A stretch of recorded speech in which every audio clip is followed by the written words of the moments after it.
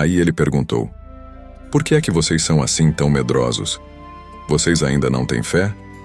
Marcos 4:35-41.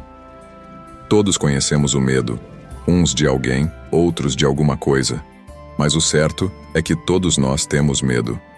O que tememos? O que é que nos deixa apreensivos? O que é que nos acorda sobressaltados no meio da noite? O desconhecido, o inesperado ou o incontrolável? O medo se nos apresenta de formas variáveis. Para alguns, o medo é falhar.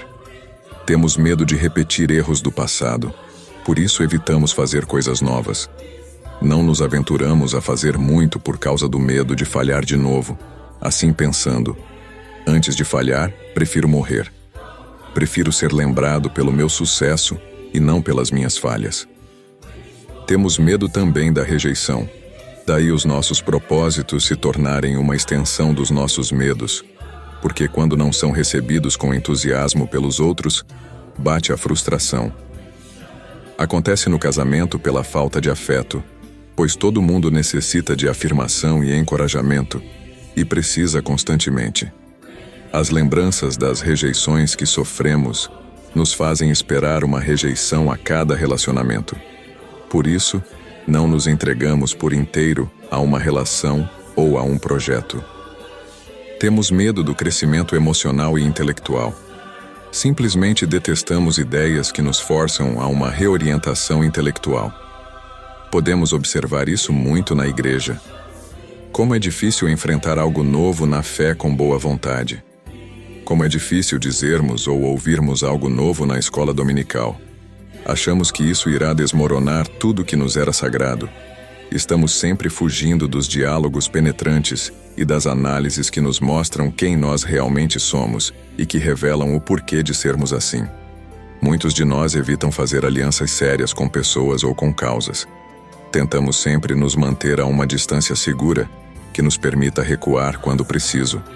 Aqueles para quem o futuro não é esperançoso, o temem. Para eles o futuro é sempre pessimista. Ficam pensando no que a vida os trará e aí ficam com medo. O mundo parece que está doente demais para o jovem se casar e criar uma família.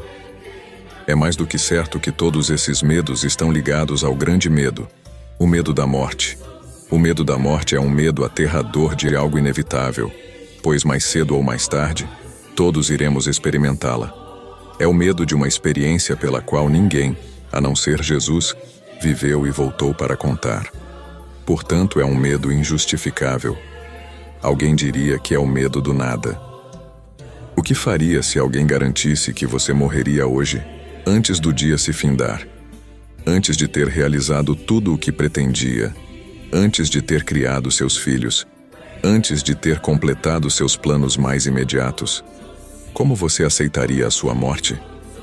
Tem como você receber a morte como uma amiga, sem angústia e sem desespero?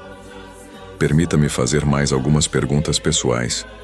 Algumas das coisas mencionadas nesta meditação lhe fazem ter medo? Além dessas, existem outras coisas que lhe apavoram? Pense um pouco e me ajude a responder a uma indagação que também é minha.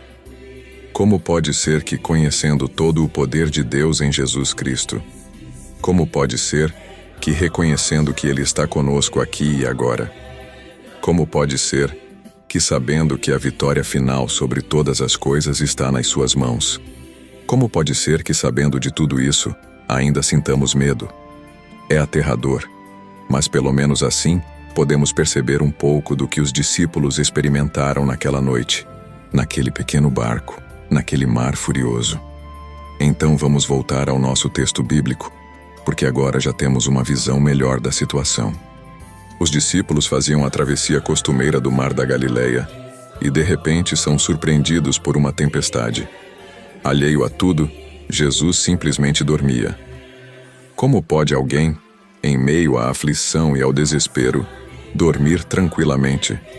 Inconformados com tal atitude, foram acordá-lo perguntando: Mestre, nós vamos morrer e o Senhor não se importa? Como somos parecidos com eles. Temos tentado falar com as pessoas aquilo que temos aprendido e experimentado do amor de Deus, porque é assim que cremos. Os discípulos também criam.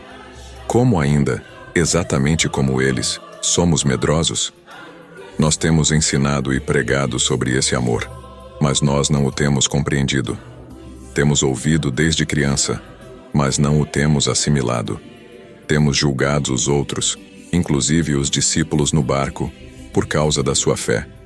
Dizemos que são medrosos e que são homens sem fé, para depois reconhecer que nós não somos em nada melhores que todos os outros homens e, em algumas vezes, até piores que eles.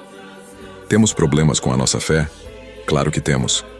O problema somos nós mesmos. Podemos simplesmente aceitar o fato de que Jesus está aqui conosco e vencer o medo pela fé, como aconteceu com os nossos irmãos naquele barco. Podemos simplesmente ouvi-lo dizer nas horas incertas: "Por que é que vocês são assim tão medrosos? Fiquem quietos." Simplesmente iremos experimentar o que os discípulos experimentaram naquela noite. Simplesmente veremos o vento impetuoso sossegar e a tormenta no mar se acalmar, bem na nossa frente.